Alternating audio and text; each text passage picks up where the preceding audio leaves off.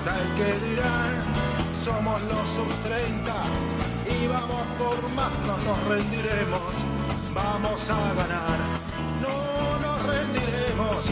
Lunes a las 5 de la tarde. Radio Caput presenta sub-30.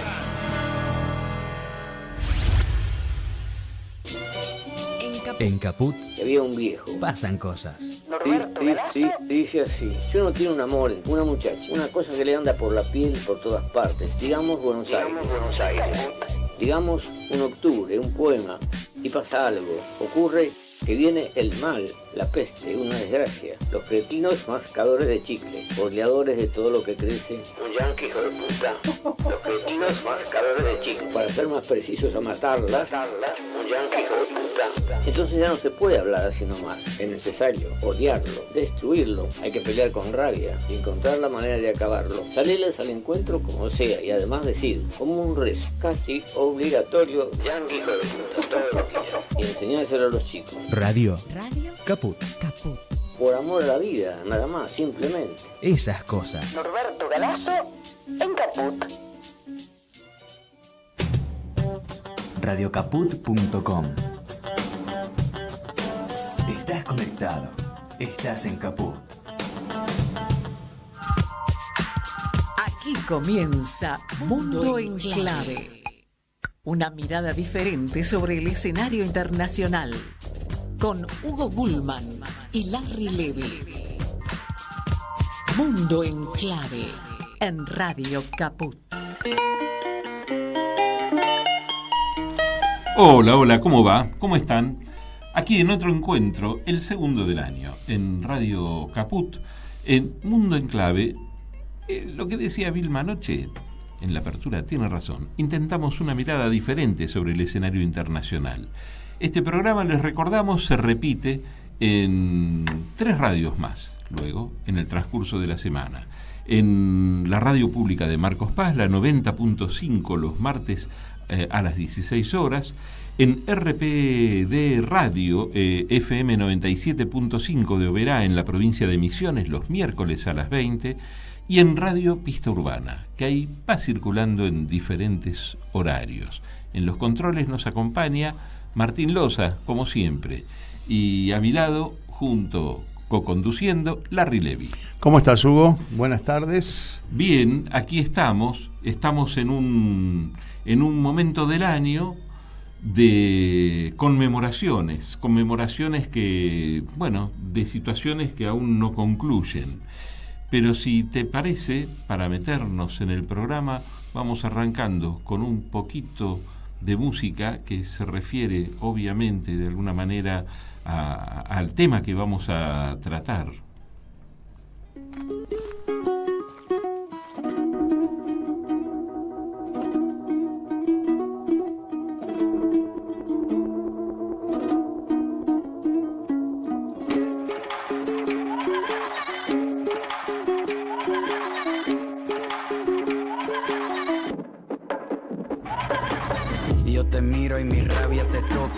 Cuando grito sin usar la boca y mi furia se come a la gente porque muerde aunque no tenga dientes. El dolor no me causa problemas, hoy los dolores recitan poemas. El mundo me lo como sin plato, el miedo a mí me limpia los zapatos. El fuego lo derretí, hoy las pesadillas no duermen porque piensan en mí. Hoy puedo ver lo que el otro no vio y los pongo a rezar aunque no crean en Dios. Hoy las lágrimas lloran antes de morir y a los libros de historia los pongo a escribir. Que le tiemblen las piernas al planeta Tierra. Hoy yo vine a ganar y estoy hecho de guerra. Bueno, ahí está Residente diciendo de qué trata. Vamos a hablar de la guerra. Se están cumpliendo 2 años de la guerra que la OTAN encaró contra Rusia. Y de eso vamos a conversar, pero me adelanté a la presentación de Larry Levy. Lo tendría que haber dicho él esto, pero igual su editorial está espectacular. Los invito. Hugo, podríamos decir que la interpretación de la geopolítica es como revelar el acto de ilusionismo. El escenario y las luces intentan presentarle al espectador una realidad cambiada, con peligros inminentes, la necesidad de acciones urgentes, y futuros promisorios. Una escena que genera una falsa zozobra para que el ilusionista logre su pase de magia. Sin embargo, en el fondo, todos sabemos que vamos a presenciar un espectáculo. Lo que generalmente no sabemos es la profundidad del engaño y la magnitud de los daños. Cuando un conflicto internacional se desata, sabemos o intuimos que nos esconden una buena parte de los intereses que lo motivan. La prensa hoy, remarco, hoy, funciona por lo general como un sofisticado aparato de propaganda que colabora con el ilusionismo.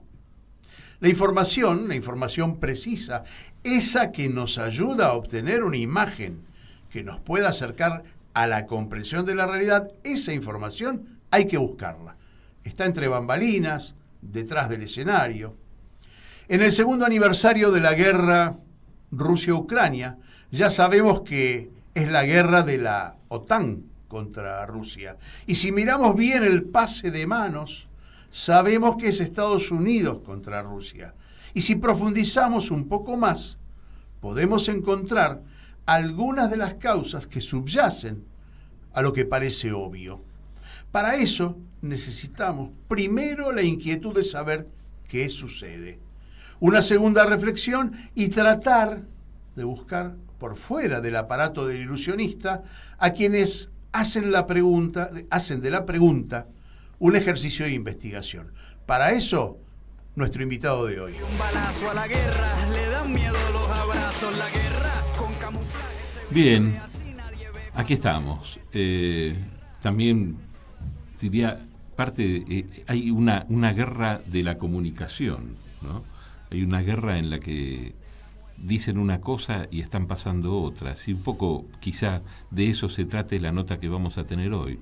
Fernando Esteche es director general del portal PIA Global.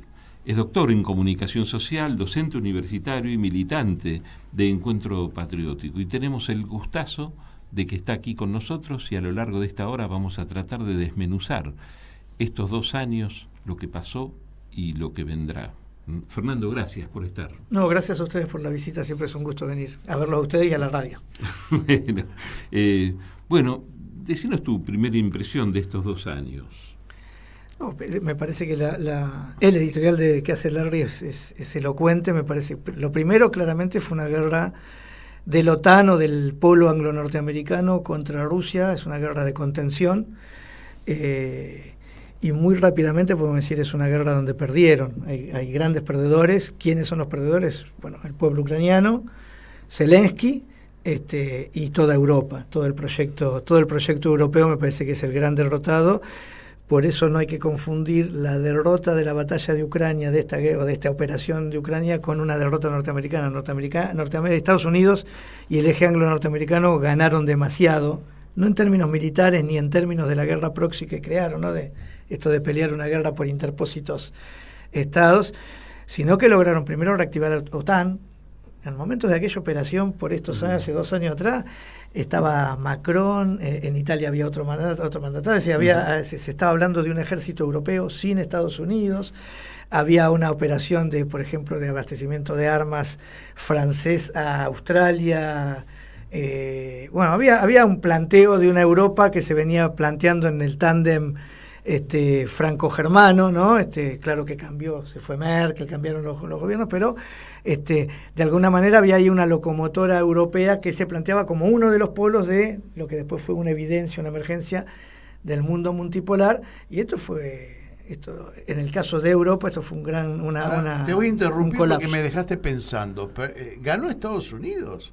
Es decir, en general las charlas que tenemos entre la gente que nos interesa la noticia internacional y algunas otras más, decimos, bueno, Estados Unidos está perdiendo la hegemonía, está perdiendo el control absoluto a cambio de la multipolaridad de algún modo, ¿no? El crecimiento. Cuando dijiste de contención, y te iba a preguntar, ¿quién contiene a quién? Porque en realidad Rusia quería contener el avance de la OTAN, ¿no? Es decir, y no al revés, como se planteó públicamente. Entonces, ahí, bueno, anda un poquito más al hueso. No, sí, yo sí te diría, por eso, es decir, hay 2 o 3 tesis que ordenan mi pensamiento geopolítico. Una es el declinacionismo, que es tendencial, inercial, inevitable, fatal, de la hegemonía norteamericana, de la hegemonía del eje anglo-norteamericano respecto del orden mundial. Son los tipos que... Australia ahí? Porque me Australia parece... es un actor muy secundario. No, Okay, eso es Estados digo Unidos. por el ULCU, viste que se había formado. No, el AUKUS claramente no, Australia, sí, pero así como Australia tenés el AUKUS, tenés a India en el Quad, y sin embargo India, el corredor norte-sur, lo hace con los rusos. Es más complejo, pero Australia es un actor, digamos, que es un perrito faldero de segundo orden, no es una potencia, ni siquiera una potencia emergente. Ajá. No es ni Rusia, no es Turquía. No es Turquía, no. Australia es Australia, portaaviones norteamericano histórico, con grandes contradicciones internas políticas, ¿no? que cuestionan. Pero con un papel importante hoy. Sí, claro, no, más bueno, desde el punto de vista militar es una plataforma, pero a la orden de lo que es estas estructuras para OTAN, que son el AUKUS y el Quad, ¿no? Es decir, que hacen la ofensiva sobre el Indo-Pacífico, pero a lo que te decía hay una tesis que es el declinacionismo del hegemón norteamericano o anglo-norteamericano como ordenador mundial. Bueno, esto es historia, hay que pensarlo en términos históricos, no biológicos, no de nuestra propia biología. Esto en términos históricos puede pasar, no es que va a pasar ahora en 5 años, en 10 años. Estos que anuncian la caída del dólar, el colapso del dólar, eso es una cosa que creo que no va a suceder y no va a suceder, mucho menos en el corto plazo. Pero bueno, eso es discusión. Esa es una tesis. La otra tesis que es reacción, que tiene que ver con esta, es producto de esto, que no lo decimos los zurditos progresistas del mundo, analistas políticos. Esto lo dice Brzezinski, tiene un texto justamente de 10 ítems donde plantea el declinacionismo, no solo a nivel de ordenador como hegemón global, sino la crisis interna, que es multidimensional, de crisis concurrentes, crecientes, cada vez más acotada en el tiempo, política, social, demográfica, financiera, económica y productiva, ¿no? Hacia el interior de Estados Unidos. Pero entonces la otra crisis es, ante la conciencia de este declinacionismo, está la maniobra que hace el Estado profundo norteamericano, no con demócratas o republicanos, ni con globalistas o continentalistas. Es el poder real. Esto es lo que existe permanente. Esto es Roma, dice, ante la evidencia de esta declinación, plantean el redespliegue, una contraofensiva activa ante la conciencia de esta defensiva, plantean una contraofensiva activa que tiene múltiples dimensiones financieras, fundamentalmente militares, que es este militarismo, políticas, culturales. Y la tercera tesis, que está emparentada con esta, es la emergencia del multipolarismo como justamente el bloque contrahegemónico de esta hegemonía que está en decadencia. Ahora, desde cualquiera de estas tesis que vos te pares a ver, vos me dirías, pero por esto, bueno, claramente la batalla de Ucrania es la primera gran batalla fáctica, si bien por guerra proxy o lo que fuera, pero es el primer gran momento de muchos momentos anteriores, la ley Stegler, la ley antimonopolio, un montón de cosas que pasaron antes que plantean la emergencia ya incontestable del multipolarismo. Eso. Pero vos decís que los tiempos del deseo no son los tiempos de la geopolítica. No, claro, que claramente no lo son, porque digo, en esta maniobra de redespliegue, los norteamericanos lo que logran, y que esto hay que sopesarlo porque eso tiene consecuencias concretas en el rearmado y en las relaciones, lo que logran es recuperar el control de la OTAN. Construir la OTAN, recuperar que la OTAN vuelva a ser su brazo armado de las operaciones de redespliegue global. Antes se había pasado del multilateralismo, de estas guerras que hacían entre muchos, a tener que hacerlas solos. Del Irak, de guerra del Golfo de Irak a guerra de Afganistán, ahí tenés un paso del multilateralismo al unilateralismo. Esto es una debilidad hegemónica concreta. Entonces, desde ahí te digo, sí, Estados Unidos no solo recupera OTAN, recupera la iniciativa de OTAN, militariza toda Europa Oriental, cosa que no había sucedido, neutraliza la capacidad de desarrollo autónomo de un proyecto europeo, fundamentalmente esto de Alemania. ¿Y los europeos lo van a aceptar con esa mirada? No, los europeos tienen hoy una crisis. Por eso, los europeos también tienen una crisis económica grande. Producto de la guerra. Ahora, en lo económico, en esta guerra, Estados Unidos y Rusia fueron dos de los beneficiados, me parece, ¿no? Sí, claro, Rusia a todas luces. Rusia totalmente. La victoria de Rusia yo no encontraría en Rusia, más allá de la propia caída, las propias bajas, no encontraría porosidades en la victoria. Es una victoria contundente. Después de lo de Avdiivka de la semana pasada ya es prácticamente irreversible, pero además Rusia genera muchas cuestiones. Una que tiene que ver con la operación diplomática, esta guerra híbrida de las sanciones, ¿no? Esta idea de que con las sanciones, ¿no? Esto lo que provoca en Rusia es afianzar la alianza sino-rusa, ¿no? Afianzar el proyecto asiático, dentro del proyecto euroasiático de los rusos, afianzan la patria asiática, y Rusia tiene hoy un nivel de intercambio comercial con Asia que no tiene índices negativos en la economía, tiene índices positivos, ha crecido. Pero no solo eso, sino que además planteó una ofensiva que estaba latente, que todos sabíamos que iba a suceder, desde que surgió el euro sabíamos que iba a pasar esto, pero ya está fuera de discusión que tanto Rusia, India, Turquía, Irán, pero Rusia y China ya están negociando. Primero tienen, ya se deshicieron del dólar como moneda de referencia, como moneda de reserva, ya prácticamente todo Asia, los que existen en economía, todo tiene reserva en oro, nada tienen reserva en Y no sé si alcanzo a darte la noticia. Y como moneda de intercambio. Y no sé si alcanzo a darte la noticia. Ya están discutiendo los BRICS en una propia moneda. No, claro, sí, no, eso es... Salió ayer en la noticia, ¿y dónde lo van incorporado hoy para el noticiero? ¿Y dónde lo van a discutir? Lo van a discutir en la cumbre de Moscú, o de Sochi, no sé dónde lo van a terminar haciendo, pero ahora el presidente pro tempore de BRICS es Rusia, y todas las nuevas incorporaciones, que incluso sigue ofreciéndose Rusia, el vicecanciller hace 3 o 4 días decía, nosotros seguimos esperando que Argentina se incorpore, ¿no? Y de las 30 mociones de incorporación se van a producir en Rusia este año, en una Rusia que se supone que está embarcada en una guerra. Si no es ahora, a Argentina le falta un año. No, Argentina es un problema de cambio de orientación general, pero aún con un gobierno de derecha liberal, que esto no tiene signos, no se le puede dar politicidad ni ideología a ese gobierno. En un gobierno de la ideología política que sea, claramente los BRICS está fuera de discusión el sentido de pertenencia. Si pensamos en lo económico, también hay un jugador más agregado en esta guerra, que es BlackRock, por ejemplo, ¿no? Y otros grupos. ¿Y de qué manera juega? ¿Le conviene seguir la guerra? ¿Le conviene interrumpirla y ya empezar a recaudar con la reconstrucción? No, BlackRock, por eso yo decía, Estados Unidos ganó en muchos sentidos.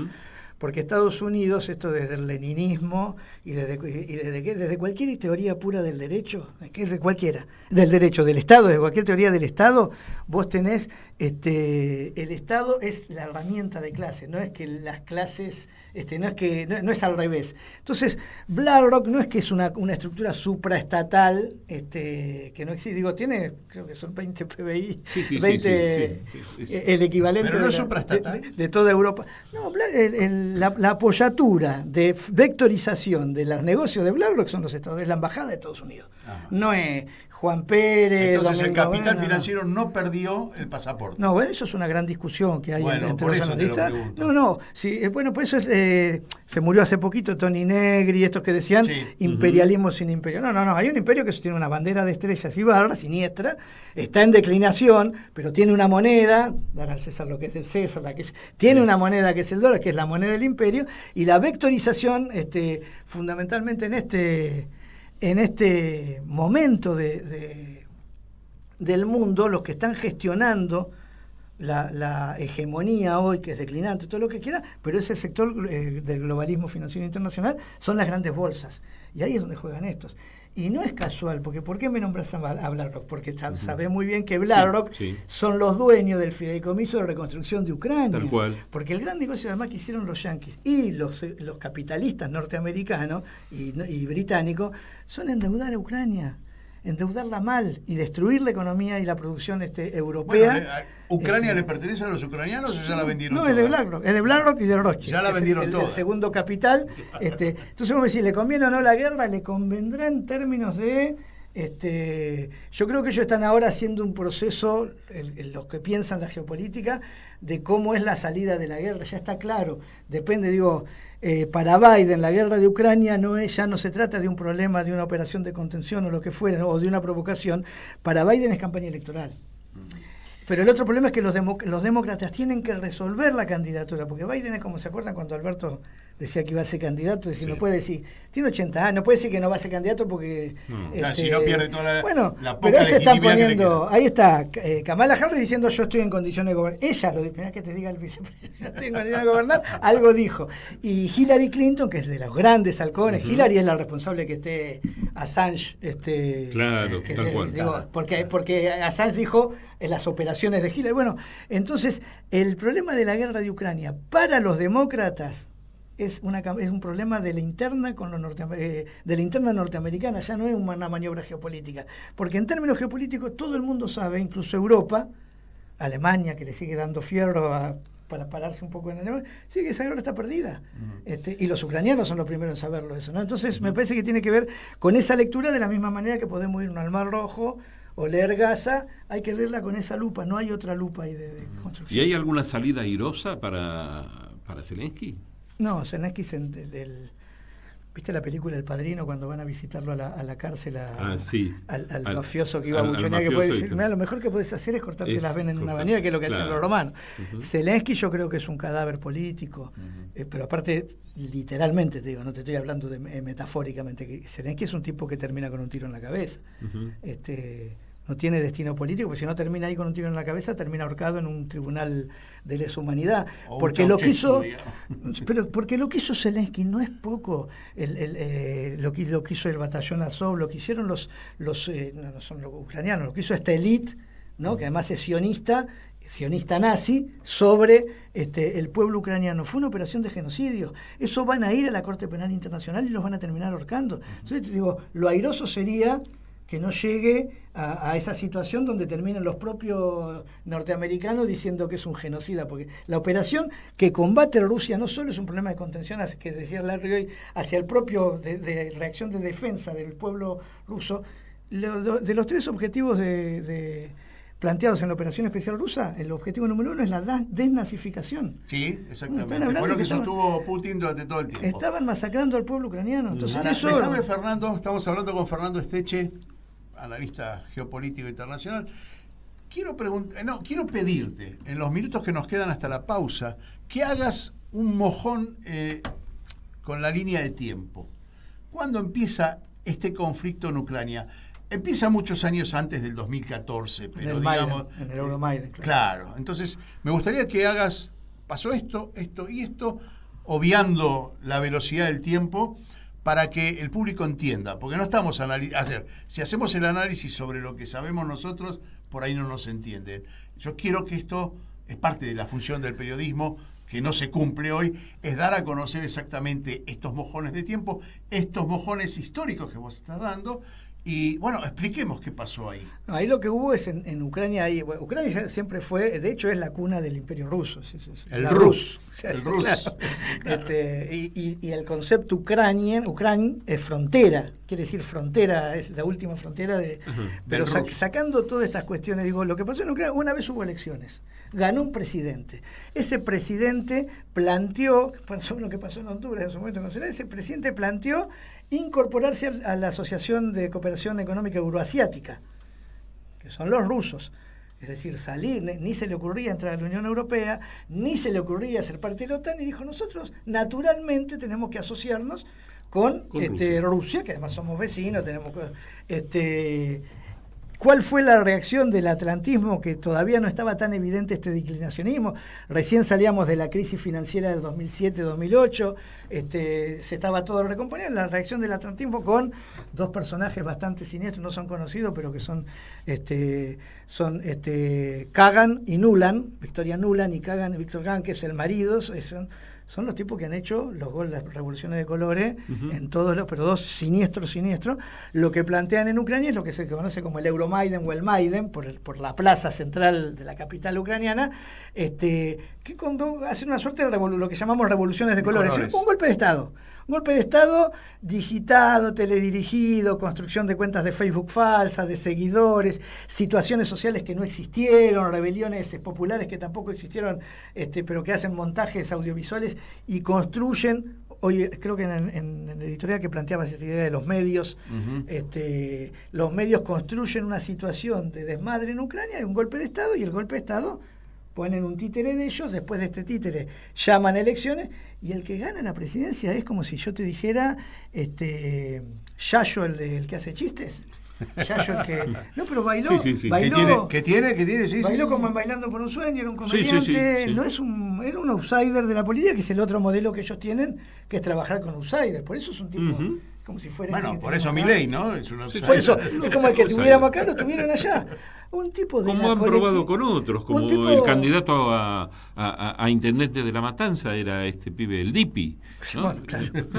Claro, ahí te fuiste de cabotaje. Claro, sí, tal cual. No, pero Zelensky además era un tipo de la colectividad judía, que no es poco en Ucrania. La colectividad judía en Ucrania fue donde fue, digo, es como Polonia, Ucrania, fueron, pero masacrados. Imagínate una antisemitismo una cosa brutal. que a nosotros no se nos ocurre, por ser de vientre de no sé quién carajo te mata, pero no sé cómo un antisemitismo con eran más bestiales los SS outsider que tenían los ucranianos que lo que los tuvieron un líder Bandera ahí que bueno, Bandera tiene un monumento en Ucrania. Hoy tiene un todavía monumento lo sigue teniendo. en Ucrania, es un criminal de guerra, no dicho por nosotros, que podemos entender el genocidio. No, un criminal de guerra por toda la institucionalidad internacional. Y el batallón azul blandiendo esvástica, diciendo... entonces toman este candidato de la colectividad judía apoyado por todos, digo, para ver lo siniestro que está, porque la primer maniobra, esto ya se cayó, pero la primer maniobra de la defensa de Zelensky era que se lo estaba atacando, cosa que después ni en Israel, ¿no? Aún en el Israel de Netanyahu, cuando fue al Congreso de Israel, la mitad del Congreso israelí le dijo, no, para, Joseph Bandera, Batallón Azov, ¿qué estás haciendo? Bueno, de todas maneras hay una gran... Bueno, entonces termino, Zelensky es elegido candidato a presidente y en el marco de eso empieza una ofensiva de la OTAN. Había acuerdos que había hecho la OTAN, que es posguerra mundial, con Gorbachev en su momento, cuando se desmorona la Unión Soviética, dijo, esta es la línea roja. Que la OTAN no iba a entrar. No vamos a entrar sobre Europa Oriental, vamos a mantener una franja desmilitarizada. Tal cual. Le fue a meter bases misilísticas, nuclearización. Entonces eso es una de las cuestiones, la fundamental, yo te digo, es la desnazificación, desmilitarización, por la que Putin tiene que decir, loco, me estás metiendo la OTAN en la frontera con Rusia. Entonces eso fue lo que generó la acción. Está planteando la contención rusa, pero fue al revés, fue la provocación de ellos. Ya, ahí estamos, justo y media, penitas pasadito. Vamos a la pausa y enseguida seguimos con más Mundo en Clave. Enseguida volvemos con más Mundo en Clave. Siempre en Caput. Mandanos un WhatsApp. Mandanos zaraza y noticias. 11 65 16 44 46. Un pueblo sin piernas pero que camina. Columna vertebral. Estamos atrapados en la misma red. No vamos a quedarnos tirados en el piso sin intentarlo todas las veces que sea necesario. Columna vertebral. Todos somos héroes anónimos. Los lunes a las 6 de la tarde. En Caput. ¿Cómo puedo hacer para escuchar Radio Caput en el celular? Primero lo importante. Prenda el teléfono. Así puedo acercar a saludarlos y... Abra el Play Store de Google, tipee en el cuadro de búsqueda Radio Caput, Caput con C. No desesperes, es la única que hay. Toque el botón instalar y espere unos instantes. La aplicación de Radio Caput ha sido instalada exitosamente. Busque el icono de su celular. Los quiero mucho, los aprecio y los admiro mucho, lo que hacen, los felicito. Y podrá escuchar la única y irreemplazable programación de Radio Caput. Sería un placer para mí, realmente. Radio Caput. Manda un mensaje de WhatsApp al 11 3205 8813. Infosiberia. Las noticias en tu celular. Manda un mensaje de WhatsApp y recibilo gratis todas las mañanas. Infosiberia. Las noticias en tu celular. Seguimos con otra vuelta al Mundo en Clave.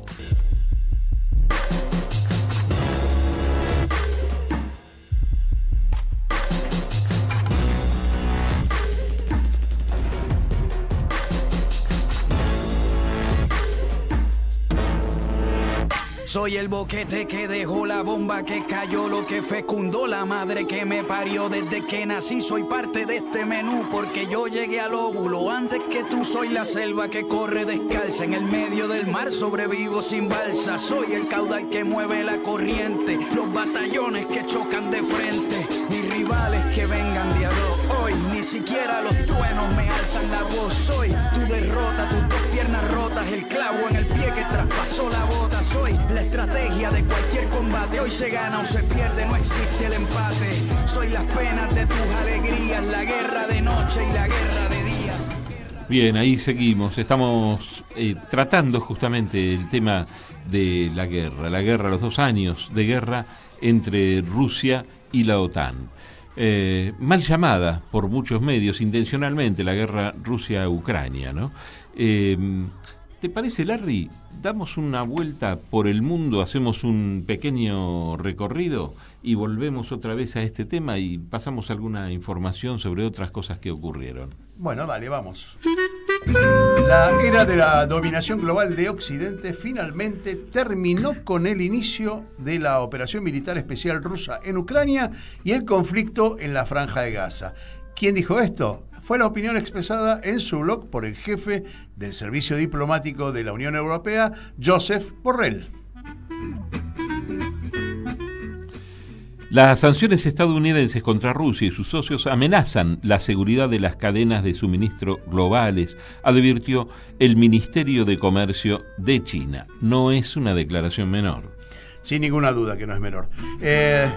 Una manifestación contra el suministro de armas a Ucrania tuvo lugar en Ámsterdam. Varios cientos de personas participaron en la protesta y no fue la primera en Europa.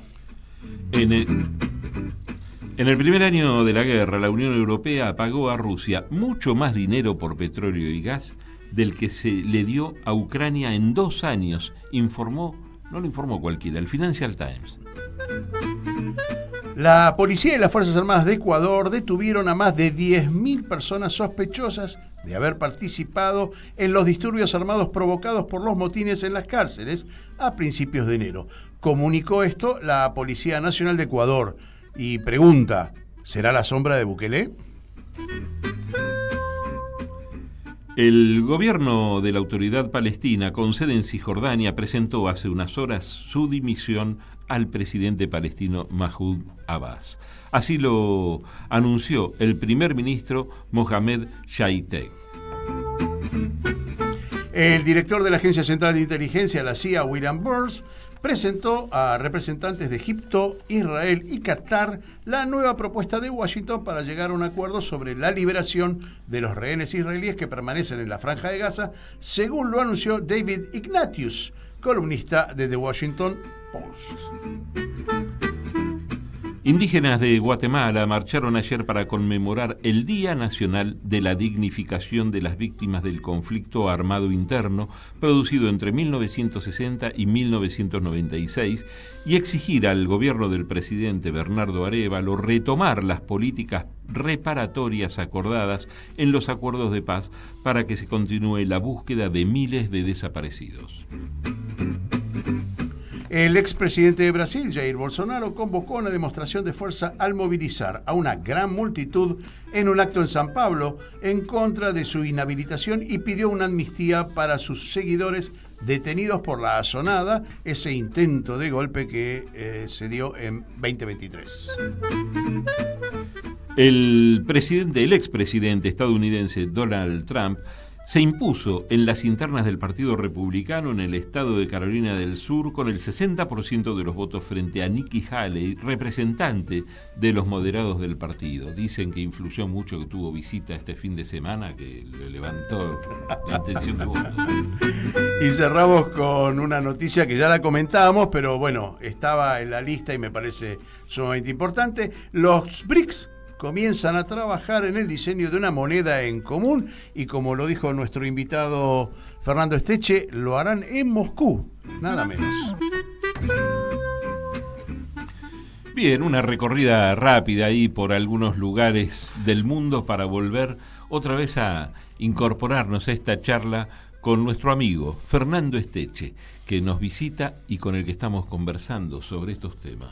Fernando, pusimos hasta ahora casi todos los actores y protagonistas de este conflicto que no se circunscribe a los países declarados, como dijo acá mi compañero Hugo, no es Rusia-Ucrania, sino que es mucho más que eso, pero no hablamos de China. Y China aquí tiene un papel importante, tanto por sus expresiones como por sus silencios también, ¿sí? ¿Cuál es el modus operandi de Pekín? No, China siempre se usa para hablar de geopolítica de la metáfora del ajedrez, ¿no? Del tablero de ajedrez, el gran tablero, que es el libro además por excelencia. En realidad usan el Go. No, ahora el tablero de ajedrez es cuando uno refiere a la geopolítica, el pensamiento occidental, el tablero de ajedrez, que además la idea es de una guerra atacando al otro rey, donde las piezas tienen distinto valor entre sí. La emergencia de China, es decir, en la irrupción de China en el escenario mundial, me parece que justamente construyó una nueva referencia, que esto que debo decir, que es el tablero de Go, que es otra. Primero, todas las fichas tienen el mismo valor, todas las piedras, y además es un juego de ocupación, de extensión y ocupación. Y todas tienen el mismo valor, que eso tiene que ver mucho con la filosofía de los acuerdos del Club Shanghái, del acuerdo de la Asociación de Cooperación de Shanghái. China me parece que además lo que tiene es Confucio mediante, Mao mediante, otro pensamiento, otra mirada, incluso tiene que ver con el pensamiento, la diferencia entre el pensamiento occidental y el oriental, ¿no? El nuestro lineal, ahorista, el de ellos es distinto, incluso hasta algunos son circulares, un pensamiento de largo plazo, ¿no? Ellos, un reloj muy estirado. Es otra lógica, ellos no están pensando, al punto que, mira, fue noticia cuando ahora el presidente chino se encuentra con Putin en las escalinatas del Kremlin y le dice, no pasaba algo así desde la Revolución Francesa. Esto tiene, ¿se acuerdan esa frase que le dice? Los tipos van en ciclos donde todo lo que pasa, todo lo que nosotros metemos mucho, somos muy sesudos en los análisis. No, son cosas muy coyunturales, tienen otro pensamiento. Entonces me parece que primero entender eso, después tienen una geopolítica de la paz. Ellos, BRICS, vos fijate que BRICS integra Etiopía, Egipto, ¿sí? Irán, mete todo lo que era estrecho de Hormuz, Arabia Saudita, mete estrecho de Hormuz, lo que era una tensión permanente en Medio Oriente, los hace socios.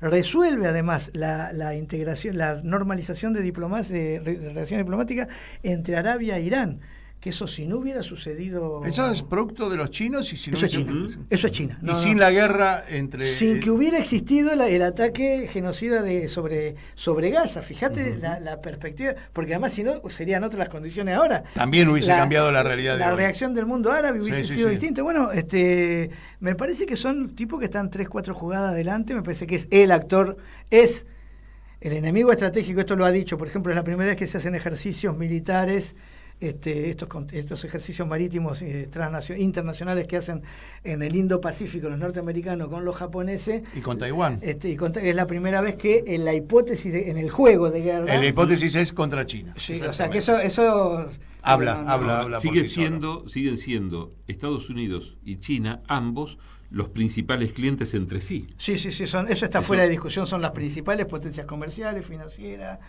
productivas, y a veces está arriba una y a veces la otra. Y con la intención de que eso no se rompa, me parece, sigue conveniéndoles. Y eso es lo que te hace, Por ahí cambió algo, y discúlpame que te interrumpo en tu respuesta, pero quizá haya cambiado algo en épocas de Trump, que cambió la lógica empresaria pensando en una política más proteccionista, donde trató de que las fábricas que en algún momento habían emigrado a China y localizándose en China hayan vuelto a la localización en Estados Unidos. No, cambió, pero yo no diría por eso. Es decir, lo que primero establecer esto: China y Estados Unidos son dos actores que en el esquema del mundo chino, los chinos saben que Estados Unidos tiene que existir. Además son acreedores de Estados Unidos. Claro. Por eso los mitos de la caída del dólar, de que de un día para el otro se puede ser, porque les importan directamente a los chinos. Sí, no podrían aguantar una crisis del dólar. Los que rescatan las dos últimas crisis financieras fueron los chinos. La economía que rescata las dos últimas crisis financieras es China. No nos jodamos con esto, ¿no? Queda mal, pero es así. En la época de Trump, ¿qué es lo que probablemente suceda en los próximos tiempos? Por eso te digo, hay que pensar y hay que hacer prospectivas de acuerdo a todas estas variables, pues si ganó o no ganó, son todas estas variables.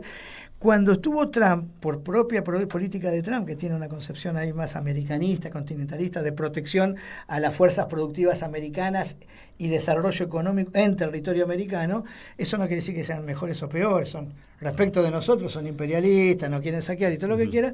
Ahora, lo que permitió esto es, Trump comprendió que con Rusia había que ser socio. El enemigo estratégico de Trump sigue siendo China. Sí, para los continentalistas, también para el Estado profundo norteamericano, el enemigo estratégico es China. Claramente es el competidor por excelencia. Ahora, la relación distinta que tienen los globalistas de los continentalistas es que los globalistas, ¿a quién atacan para atacar a China? A Rusia. ¿Trump qué hace con Rusia? Se hace amigo. Y los rusos tienen que estar de este lado, el proyecto eurasiático. Rusia tiene que tener intereses en Europa, no tiene que querer destruir a Europa. Es un problema de concepto distinto que hizo que, por ejemplo, China, cuando se fortalece, todo el espacio del Asia-Pacífico, el Indo-Pacífico, todo el espacio de consolidación de Shanghái se da en ese espejo de tiempo, que es el gobierno de Trump, que por un lado tiene esa mirada, pero por otro lado es el tipo que te llevó la embajada de Israel, de Norteamérica a Jerusalén, alentó la guerra y la nueva conformación del geopolítico. Me surge una pregunta a partir de esto, ¿no? Porque ahora pronto son las elecciones en Estados Unidos. Si ganara Trump, por eso es un disparate, ¿no? Pero es un pensamiento en voz alta.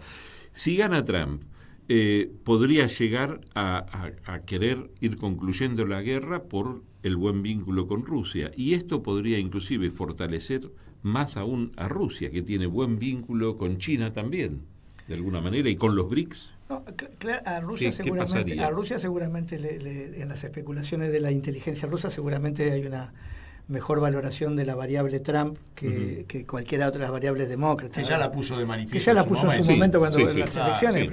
El problema es que nosotros estamos pensando el mundo como si no pasara nada. Texas, que es la octava economía del mundo. Texas, si vos agarrás a Texas, es decir, República de Texas, nada más de Estados Unidos, es la octava economía del mundo. Texas le mandó la Guardia Nacional, que no es la gente, es la Guardia son tejanos, y echó a las fuerzas federales y le dijo, acá lo controlamos nosotros. Después lo hizo Dakota, después Arkansas. Y exactamente la mitad de los estados norteamericanos, que son gobernados por los republicanos, dijeron, nosotros bancamos eso. Ahí hay una guerra civil en desarrollo, no metafórica, real. Sí, con escenarios diferentes, pero... Sí, el Texit, que se llama, eso es real. Entonces pensar, las elecciones... Ayer hubo una... O sea que te iba a preguntar sobre el secesionismo, que es una antigüedad, pero que se puede valorar para evaluar a Estados Unidos, como para analizar a Estados Unidos. No, es que ese problema lo tienen, Ayer hubo la conferencia esta donde fue Milei, ¿no? Sí. ¿Dónde fue a pasar vergüenza Milei? No, fíjate. Yo soy el león. Dale. Ahí empieza para que te digo, Pokoviec. Es el principal asesor en defensa de Trump. Uh-huh. Él inaugura la conferencia conservadora mundial. ¿Qué dice el tipo? Venimos a enterrar la democracia y la vamos a reemplazar con esto, y brandiendo un rosario. Hay una gran discusión que es lo postdemoliberal. Nosotros seguimos pensando los dispositivos de orden, dominación y normalización global y regional y nacional con la democracia liberal. Y la verdad que los tipos están jugando otras cosas. Ustedes en las noticias, Bukele se ufana de ser el partido único democrático, el único partido único democrático del mundo, con 5.000 o 50.000, no me acuerdo el número, de prisioneros en campos de concentración. Lo de Ecuador, fíjate, esas escenas de Ecuador, en Ecuador no son malas, dejate de joder, tomaron un canal de televisión con una tumbera, dejate de joder, son escenas provocadas, construidas, construyen la inseguridad, y después bajan las tropas yanquis a garantizar la seguridad. Son estados y inhabilitan situaciones de garantías institucionales que teníamos ganadas a partir de la democracia liberal. ¿Qué es el ejercicio que quiere hacer Patricia Bullrich acá? Bueno, es justamente entonces, lo que hablábamos hoy en otro programa, que tenía que ver con romper las institucionalidades, ¿no? Eso es categórico. O mantenerlas, pero que cambian los roles, porque acá podés decir, bueno, que sí, en Ecuador parece que funcionan las cosas, pero Bukele hace lo que quiere. Porque después, entre los contrapesos institucionales, lo que digo es, se terminó la idea de la democracia liberal. Entonces, ayer Pokoviec inaugura la cumbre de conservadores en el mundo y ya se terminó la democracia. Pero eso no es que es de derecha, de conservador, liberal, porque además el ultraliberal fue a la cumbre conservadora, fíjate qué cosa. Eso es una discusión que están teniendo ellos. Entonces yo te digo, los rusos, que no les preocupa... Pará. La están teniendo ellos. Nosotros, ¿qué discusión deberíamos tener? Vuelvo a esto de qué mirada tenemos desde acá, desde Argentina, ante estos conflictos. Porque, bueno, lo que siempre tratamos también de hacer en este programa es, ante una propuesta, digamos, o un escenario mundial diferente, bueno, ¿dónde estamos nosotros? No, ¿dónde estamos? Estamos mal parados en la foto. Estamos en esa. Sí. ¿Dónde deberíamos estar como anhelo de la tradición histórica popular? Ya te digo, desde esta idea de Milei de trasladar la embajada a Jerusalén, cuando Perón normalizó las relaciones con Israel, fue por ley, y en la ley dice tendrá legación diplomática en Tel Aviv. No hay manera de que cambiar la ley, pero ¿dónde tendría que ser? ¿Qué tendríamos que ser? Es una cosa que estamos haciendo es otra. Así como te ponía las metáforas de la geopolítica, el tablero de ajedrez y el tablero de Go. La metáfora que uno podría usar para Milei, en la pretensión absolutamente alevosa de creer que él tiene una mirada geopolítica, es, bueno, este es el juego del dominó Tupling, que es ese que vos tirás una ficha y tirás todo abajo. Está demoliendo toda la trayectoria diplomática de los buenos y de los malos, toda la está demoliendo. Ahora, la pregunta que habíamos hecho es ¿qué hace Putin? ¿Qué le pasa a Putin con las elecciones rusas en Estados Unidos? Están en otra, no juega ahí, porque además ellos mismos... China tiene partido único, Putin tiene una democracia muy singular. India es otro actor, ya están ahí en un mambo, los turcos lo mismo, los iraníes, una teocracia una constitucional difícil. Teocrática. No están pensando en términos, no estamos acostumbrados a Occidente, de democracia liberal, todas esas que son pavadas. La buena gente, digamos. No, en términos de los dispositivos de dominación, de orden, de cómo se organiza una sociedad. Cada sociedad, que es el acuerdo Putin-Xi Jinping, cada sociedad resuelve la forma de que mejor le parezcan en términos de las fuerzas internas que tengan. Vos decís, en África, en el Sahel, que hay golpes de Estado, revoluciones, ¿qué hay ahí?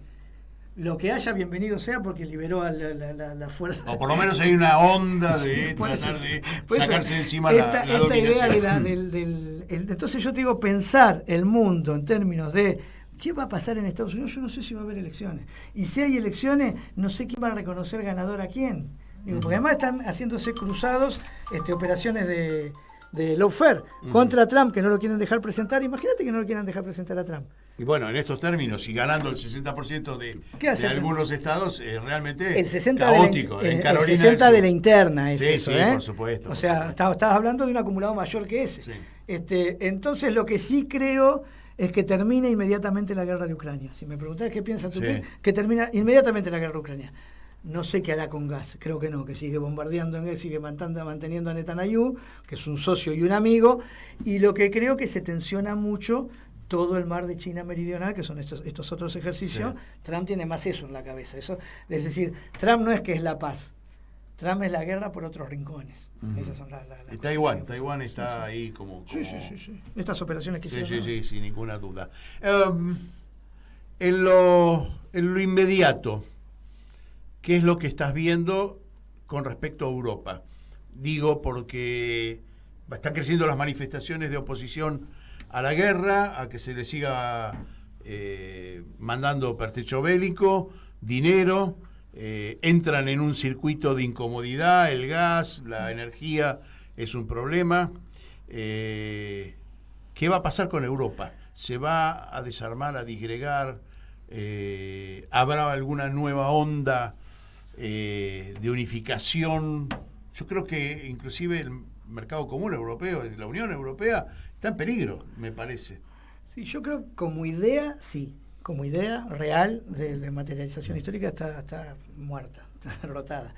No quiere decir que se vaya a disolver. Europa, lo que logró Estados Unidos es sujetarla y subordinarla a una dependencia con el mercado estadounidense de provisión energética, de provisión de bienes. ¿Aún hoy decís vos? Ahora, ¿Y vos pensás que no se van a revelar? No, lo que va a suceder en Europa es un gran nivel de inestabilidad política, pero eso después va a depender de cómo se desarrolle todo el resto de los movimientos geopolíticos. Fíjate que el ingreso de Finlandia a OTAN, ¿con qué tiene que ver? Con la militarización del Ártico, con la discusión de Rusia. Ahora, si ese debate se va a dar en los próximos lustros, es una discusión respecto a qué pasa con Europa. Si no se va a dar, es otra. Polonia, al inicio de la guerra con Ucrania, empieza a ser un actor que quiere contrapesar, históricamente es esto, pero quiere contrapesar con Alemania. La provisión energética a Europa entra por Polonia. Entra por Polonia. Pero Polonia tuvo elecciones y cambió el gobierno. El gobierno de cambio está cuestionando este nivel de subordinación. Hay ahí situaciones para mí de gran inestabilidad política que tiene que ver, incluso hasta el rol de Turquía también proveyendo energía a Europa. Alemania a la vez distribuía parte de lo que le llegaba a través del Nord Stream. Alemania ahora por eso tiene que ver cómo se vaya a resolver la guerra, porque una cosa que no estamos diciendo acá, además de la crisis política, es los productores europeos, esto que uno ve los tractores llenos en los campos elíseos, en Madrid, en las grandes ciudades, porque a partir de la excusa de la guerra, estos grupos que decíamos como Blagro, estos están haciendo el gran negocio de meter el grano y el cereal ucraniano en toda Europa para alimentar a los europeos, haciendo pingüe negocio de ello, en detrimento de las economías y de los productores europeos. Esto es un gran despelote social. Europa está, lo que creo que a todas luces le va a costar mucho estar creo que no llega más al nivel en el que estuvo, donde se estaba discutiendo que era uno de los polos del multipolarismo, uno de los polos protagónicos. Claro, Europa independientemente de Estados Unidos. Europa está más parecido al sur global, es decir, en términos de Occidente, te diría Europa es el norte integrado, subordinado. La sumisión de Europa con respecto a Estados Unidos. Eso es Ahora, Rusia también fue muy duro frente a la intención de Finlandia de ingresar a la OTAN. No, claro. Ahí fue durísimo. Fue casi una advertencia de guerra. Pero es que eso es una el ingreso de Finlandia en la OTAN es aún más provocador que el de Ucrania. que lo que hicieron con Ucrania. Están militarizando el Ártico, no solo militarizando, sino nuclearizando términos militares el Ártico, y el Ártico era como el Atlántico Sur, se suponía, bueno, acá con los ingleses y con la OTAN ya está nuclearizado, pero eso es un espacio que no se podía discutir.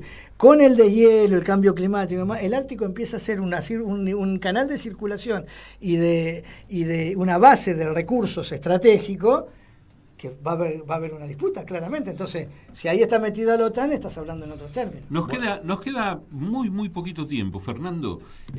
La última, creo. ¿Juega Argentina? ¿Cómo juega con Milei y sin Milei frente a todo ese panorama? Mira, sin Milei estaríamos en los BRICS, entonces Argentina sería un pivot para Brasil, para Colombia, para Venezuela, para México. Estamos hablando de economía. México, Brasil, Venezuela. Con Argentina en los BRICS es un proyecto. Con Milei, con Argentina fuera de los BRICS, Argentina lo que está haciendo es la neutralización, es el contrapeso de Brasil, de Venezuela, de Colombia. Estamos neutralizando no es poco. Proceso, sí. Tiene mucho que hacer Argentina, no es anodino lo que haga Argentina, lo que está haciendo es dramático y traumático. ¿Y vos pensás que se sostiene esto? No, eso ya metiéndolo en la Argentina, yo creo, no se sostiene lo de Milei. Creo que hay una cosa estructural que tiene que ver sí con la derecha neoliberal esta, que se llame o no Milei, o se llame Macri, los que están en condiciones de resolver el dispositivo de munición en Argentina son ellos. Creo que Milei, como fronting de este dispositivo, no tiene condiciones ya. Mañana están los gobernadores patagónicos repudiándolo y demás. Bueno, nos metiste en la guerra. Ahora, no, ustedes me metieron en la guerra. Yo podría haber hablado de cualquier otra cosa. De música podríamos haber hablado. Supongo que nos podés suministrar un grado de ribotril, algo que nos cede un poquito más, desdramatizar un poquito la situación y mirarla desde una mirada geopolítica como algo que sucede, va a seguir sucediendo y es parte del desarrollo de la humanidad, por ponerle un título tan grande como eso, pero que nosotros estuvimos mirando esto, justo porque le ponemos la lupa acá. Ahora el mundo está cambiando, somos privilegiados, protagonistas de un cambio de era, al punto de la caída del Imperio Romano, de las invasiones bárbaras. Bueno, yo creo que hay 9 invasiones bárbaras y nosotros, más allá de lo que Occidente traduce como barbarie o civilización, la barbarie, los bárbaros desmoronando Roma construyeron la posibilidad de un mundo de otras características, mucho más justo que esos imperios. Me parece que estamos en esa etapa, va a tener manifestaciones bélicas, trágicas, pero en general el mundo, nosotros estamos en este rincón, en general Asia está en otra lógica, están comerciando, están construyendo. África, loco, África está despertando por primera vez fuera de tutorías europeas o americanas. Sí. Bueno, me parece que son eso. Los pueblos del mundo dan cuenta de que hay una posibilidad de construcción civilizatoria más allá de la lógica financiarista y militarista que nos plantean los norteamericanos. Por Mundo en Clave pasó Fernando Esteche, director general del portal PIA Global, doctor en comunicación social, docente universitario, militante de Encuentro Patriótico y amigo de la casa. Fernando, muchísimas gracias por venir.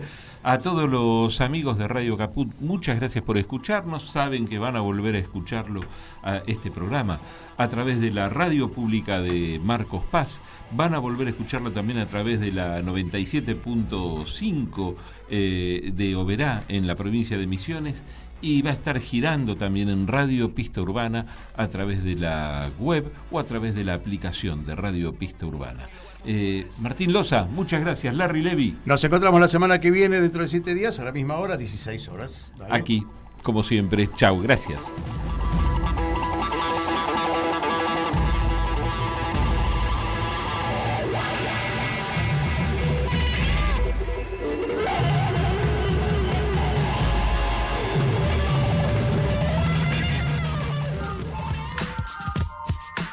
Aquí termina otra edición de Mundo en Clave. En Caput pasan cosas. Yo no quiero llamar periodistas a los sirvientes. No quiero llamar periodistas a los que cobran para destruirnos. Estos que se dicen periodistas y que dicen la verdad pero a medias, hay que ponerles otro nombre. Yo hablo de los verdaderos periodistas. Hay cantidad de radios como esta que se juegan, que les cuesta, que es un esfuerzo enorme, pero que siguen estando en el aire. Me parece que eso es lo que hay que reivindicar. Radio Caput. Yo hablo de los verdaderos periodistas. Esas cosas. ¿Querés arrancar la mañana bien informado? Infosiberia.